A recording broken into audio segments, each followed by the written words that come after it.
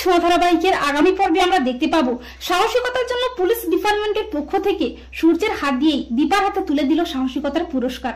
হ্যাঁ বন্ধুরা, আমরা এমনটাই দেখতে পাবো অনুরাগের ছোঁয়া ধারাবাহিকের আগামী পর্বগুলোতে। দীপা নির্দোষ প্রমাণিত হয়, জজ সাহেব দীপাকে বেকসুর খালাস করে দেয় এবং জজ সাহেব ঘোষণা করে যে 7 দিনের মধ্যে পুলিশ ডিপার্টমেন্টের পক্ষ থেকে বীরকে যেভাবেই হোক খুঁজে বের করতেই হবে। দীপার ছাড় পাওয়ার আনন্দে বাড়ির সবাই খুব খুশি হয়ে যায়, কিন্তু দীপার মনে হয় সোনারূপা ঠিক আছে তো। তখন জয়নী জানায় যে ওরা শেফালির গ্রাম থেকে আসা দিদার কাছেই আছে। তখন দীপার মনে সন্দেহ হয় ওই বৃদ্ধা মহিলাই আসলে মিসকা ও সোনারূপার কোনো ক্ষতি করে ফেলবে।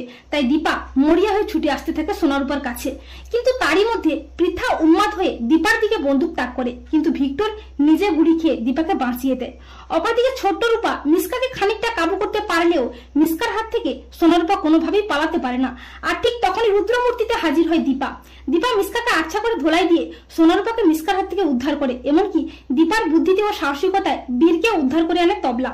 এরপর দীপা, বীর ও সোনারূপাকে নিয়ে আনন্দে মেতে ওঠে গোটা সেনগুপ্ত পরিবার। পরদিন বাড়িতে পুলিশ ডিপার্টমেন্টের পক্ষ থেকে কয়েকজন লোক এসে জানায় যে দীপা মজুমদার পুলিশ ডিপার্টমেন্টের আগে নিজেই বীরকে উদ্ধার করেছেন, তাই ওনাকে পুলিশ ডিপার্টমেন্টের পক্ষ থেকে সাহসিকতার পুরস্কার দেওয়া হবে।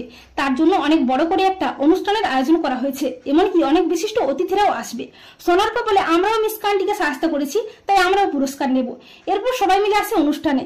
দীপাকে ও সোনারূপাকে মঞ্চে ডাকা হয় আর ঘোষণা করে যে দীপা মজুমদারকে তার সাহসিকতার জন্য পুরস্কার দেওয়া হবে, আর পুরস্কারটি ওনার হাতে তুলে দেবেন বিশিষ্ট কার্ডিওলজিস্ট ডক্টর সূর্য সেনগুপ্ত। সূর্যের নামটি শুনে চমকে ওঠে সবাই, দীপা অবাক হয়ে যায়। এরপর সূর্য আসে মঞ্চে, দীপার হাতে তুলে দেয় পুরস্কার। সূর্য দীপা দুজনের দিকে অপলক দৃষ্টিতে তাকিয়ে থাকে। আর সোনারূপাও অনেকদিন পর তাদের বাবাকে দেখে সব অভিমান ভুলে বাবার কাছে ছুটে যায়।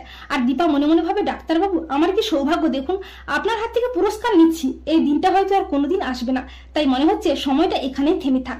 তো বন্ধুরা, তোমরা এটাই চাও তো যে দীপাকে যেন পুলিশ ডিপার্টমেন্টের পক্ষ থেকে সাহসিকতার পুরস্কার দেওয়া হয়, আর সেখানেই যেন আচমকা সূর্যের হাত থেকে দীপা পুরস্কারটা গ্রহণ করে?